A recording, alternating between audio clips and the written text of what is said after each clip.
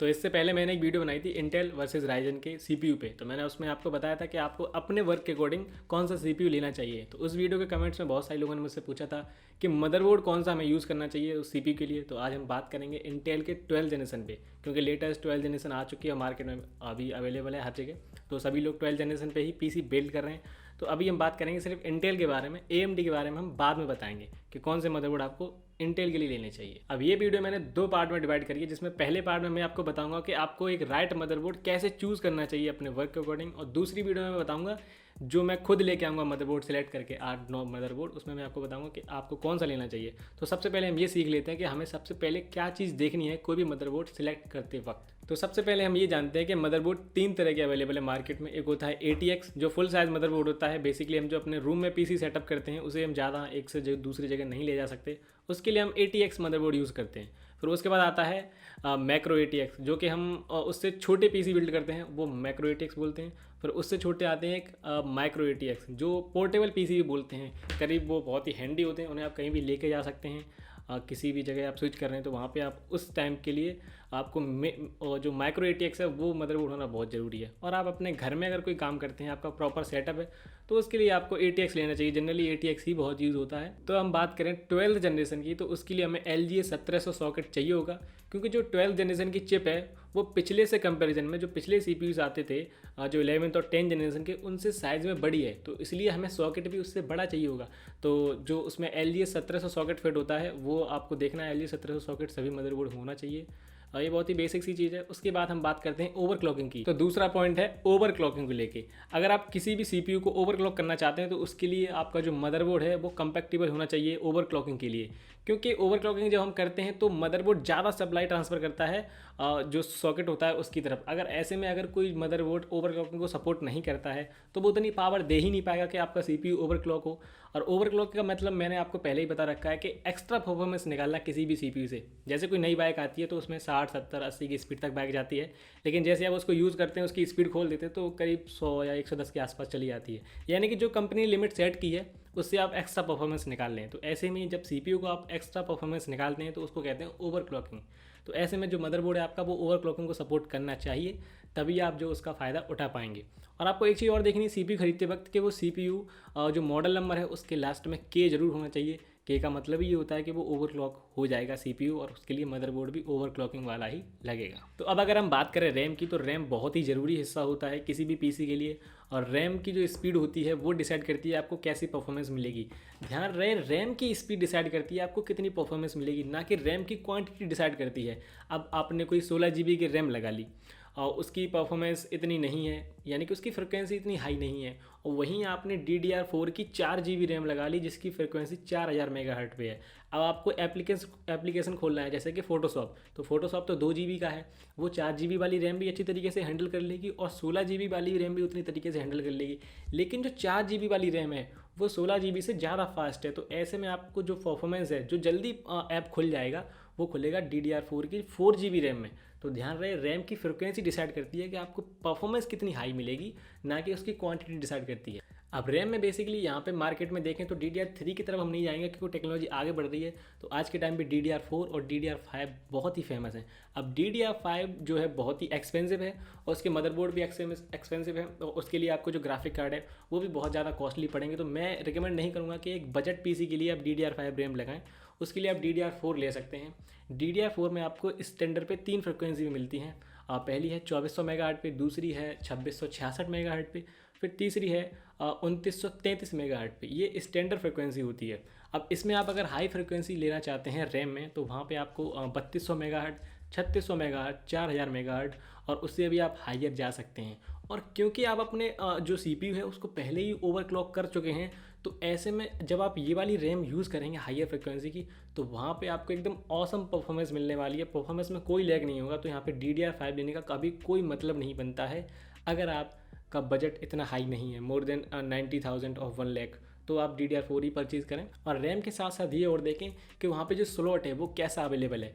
या तो वो सिंगल चैनल हो सकता है, या वो डुअल चैनल हो सकता है, क्वाड चैनल हो सकता है, ऑक्टा चैनल हो सकता है। चैनल का मतलब मेरा ये है बेसिकली जब आप जहाँ पर रैम को इंसर्ट करते हैं मदरबोर्ड में, तो जैसे कि जैसे सिंगल चैनल है तो वहाँ पे आप एक ही रैम को अटैच कर पाएंगे। जैसे 16 GB लगा लें, 8 GB लगा लें, कितने भी लगा लें। अब जैसे कि कोई डुअल चैनल है, तो डुअल चैनल में एक आपने रैम पहले लगा दी 8 GB की, 8 GB की रैम लगा दी आपने 4000 मेगाहर्ट्ज़ पे, ठीक है। अब आप दूसरी रैम लगा रहे हैं 4200 मेगाहर्ट्ज़ पे, तो वो भी 4000 मेगाहर्ट्ज़ पे ही रन करेगी। तो मेरा मतलब ये है कि आप अगर एक सिंगल स्लॉट में 16 GB लगा रहे हैं और वहीं आप 2 स्लॉट में 8-8 GB करके 16 GB लगा रहे हैं, तो 8-8 GB जो है परफॉर्मेंस देंगे वो बहुत ही ज़्यादा हाई परफॉर्मेंस होगी पिछले वाले सिंगल स्लॉट से। तो ऐसे में ये देखें कि आपको डुअल चैनल तो होना ही चाहिए मिनिमम।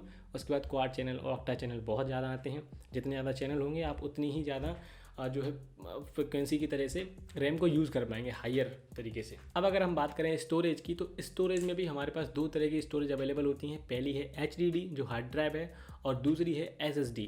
अब SSD में क्या होता है, SSD एक सॉलिड स्टेट ड्राइव होती है जिसमें आपका डाटा लॉस्ट का कोई दिक्कत नहीं होती है। उसमें जो मेमोरी होती है वो डाटा काफ़ी सिक्योर रहता है और काफ़ी ड्यूरेबल होती है, कम बिजली खर्च मतलब खाती है। तो ऐसे में जो SSD होती है वो काफ़ी ज़्यादा फास्ट होती है। और आपने एक चीज़ नोटिस की होगी, जो SSD वाले लैपटॉप होते हैं वो विदिन 3 सेकंड स्टार्ट हो जाते हैं और 3 सेकंड के अंदर ही वो शट डाउन हो जाते हैं। बाकी जो ओल्डर वर्जन के जो लैपटॉप आते थे उनको स्टार्ट करने के लिए और शट डाउन करने के लिए बहुत ही ज़्यादा टाइम लगता था। तो अगर आपका PC भी स्लो है, जो लैपटॉप आपने यूज़ कर रहे हैं वो स्लो है, तो इसका एक कारण हो सकता है कि उसमें SSD ना हो। तो मेरा आपको रिकमेंडेशन यही रहेगी कि SSD लें ज़रूर। और SSD में भी हमारे पास 3 वेराइटी अवेलेबल है मार्केट में। पहली आती है SSD SATA, दूसरी है PCIe और तीसरी है NVMe। NVMe मार्केट में सबसे लेटेस्ट है और NVMe सबसे ज़्यादा फास्ट है, और SSD से करीब 32 से 34 गुना फास्ट है NVMe। तो अब हम बात करते हैं ग्राफिक कार्ड की। आपको ये देखना है कि जो CPU आप जो खरीद रहे हैं उसके अगर मॉडल में F प्रेजेंट है, तो इसका मतलब है कि उसमें पहले से ही इंटीग्रेटेड ग्राफिक्स हैं और वो बाहर से इंटीग्रेटेड ग्राफिक्स सपोर्ट नहीं करता है। तो ऐसे में आपको कोई भी वीडियो पोर्ट की ज़रूरत नहीं होगी, जैसे कि HDMI पोर्ट हो गया और विजुअल डिस्प्ले पोर्ट हो गया, तो डिस्प्ले पोर्ट हो गया, तो उसमें आपको कोई ज़रूरत नहीं है HDMI वगैरह हो। लेकिन अगर आपके CPU में F प्रेजेंट नहीं है तो ऐसे में इंटीग्रेटेड ग्राफिक्स सपोर्ट करते हैं और आप बाहर से ग्राफिक कार्ड ला सकते हैं। और जितने भी लोग एडिटिंग करते हैं हाई एंड और जो गेमिंग करते हैं, और वो हमेशा बिना F वाला ही CPU लेते हैं, क्योंकि उनको बाहर से ग्राफिक कार्ड लगाने होते हैं अपनी मर्ज़ी के हिसाब से। तो ऐसे में आप देख सकते हैं अगर F प्रेजेंट है तो उसमें ग्राफिक कार्ड सपोर्ट नहीं करेंगे, और F नहीं है तो ग्राफिक कार्ड सपोर्ट करेंगे। तो ऐसे में आपको एक HDMI पोर्ट या डिस्प्ले पोर्ट या विजुअल डिस्प्ले पोर्ट होना है ज़रूरी है, जिससे आप ग्राफिक कार्ड को कनेक्ट कर पाएँ अपने PC से। और उसके बाद आपको देखनी है कनेक्टिंग पोर्ट्स। कनेक्टिंग पोर्ट्स आपको कितने मिल रहे हैं, लगभग 2.0 वाला भी USB जो होती है वो आपको होनी चाहिए, क्योंकि जितने भी प्रिंटर होते हैं वो 2.0 पे ही वर्क करते हैं। और जो बेसिकली माउस होते हैं वायर वाले, और जो कीबोर्ड होते हैं वो भी 2.0 पे ही रन करते हैं। तो ऐसे में 2.0 का भी होना बहुत ज़रूरी है। और 3.2 जनरेशन 2 वाले पोर्ट हैं वो भी बहुत ज़रूरी है, क्योंकि वो फास्ट चार्जिंग को सपोर्ट करते हैं। आजकल जितने चार्जर आ रहे हैं फास्ट चार्जिंग सपोर्ट करते हैं। तो ऐसे में आप जब फ़ोन को चार्ज करेंगे तो उसके लिए 3.2 जनरेशन वाला एक जो USB है वो भी होना ज़रूरी है, और 3.0 वाला भी होना ज़रूरी है। तो ऐसे में करीब 6 से 7 से 8 लगभग पोर्ट आपको USB के देखने हैं। और फिर 1-2 पोर्ट आपको अगर USB Type-C का भी हो तो वो भी बहुत ज़रूरी रहता है, क्योंकि आने वाले फ्यूचर में Type-C पोर्ट बहुत ज़्यादा यूज़ होने वाला है। तो ऐसे में आप पहले ही देखें कि Type-C पोर्ट इसमें यूज़ है कि नहीं है। तो 12th जनरेशन के लिए जो ATX मदरबोर्ड है उसमें आपको बहुत सारी मदरबोर्ड के ऑप्शन मिल जाते हैं, जिसमें आपको H610 मिल जाता है, H670 मिल जाता है, और नहीं तो आप इंटेल की जो B सीरीज़ है B660 उसके साथ जा सकते हैं, नहीं तो Z690 है उसके साथ जा सकते हैं। अब इनमें बहुत सारी कंपनियां हैं जो अपने अपने मदरबोर्ड बनाती हैं। अब उनमें कौन सा मदरबोर्ड अच्छा है, मैंने आपको इतनी सारी चीज़ें बता दी हैं, तो वो भी आप चेक कर सकते हैं खुद। और नहीं तो इसके बाद जो मैं अगला पार्ट डालूंगा इस वीडियो का, उसमें मैं सिर्फ मदरबोर्ड ही लेके आऊँगा। उसमें मैं आपको बेसिक नहीं समझाऊँगा, क्योंकि मैं बेसिक इसी वीडियो में बता रहा हूँ इसी वजह से, क्योंकि मैंने इस वीडियो को 2 पार्ट में डिवाइड कर रखा है। इसमें मैंने आपको बताया कि क्या क्या चीज़ ज़रूरी है, और दूसरे में मैं डायरेक्ट आपको ये दिखाऊंगा कि कौन से मदरबोर्ड मैंने सेलेक्ट किए हैं और आपके लिए वो फिट रहेंगे। और आप एक चीज़ और ध्यान देना है कि जो H610 है उसमें ओवरक्लॉकिंग सपोर्ट नहीं करती है, और वो बहुत ही लो लेवल का है। 6 से 7 हज़ार जिनका बजट बहुत ही लो है वो यूज़ कर सकते हैं 12th जनरेशन के लिए H610। लेकिन मैं रिकमेंड नहीं करूँगा आपको। अगर 10-12 हज़ार भी रुपये डालें तो आप B सीरीज़ ही लें, B660M वगैरह बहुत आते हैं, तो मैं आगे यही चर्चा करूँगा। और उसके बाद आपको देखनी है एयर कूलिंग सिस्टम। अब वहाँ पे एयर कूलिंग सिस्टम और लिक्विड कूलिंग सिस्टम जो 2 ही मार्केट में अवेलेबल हैं अभी।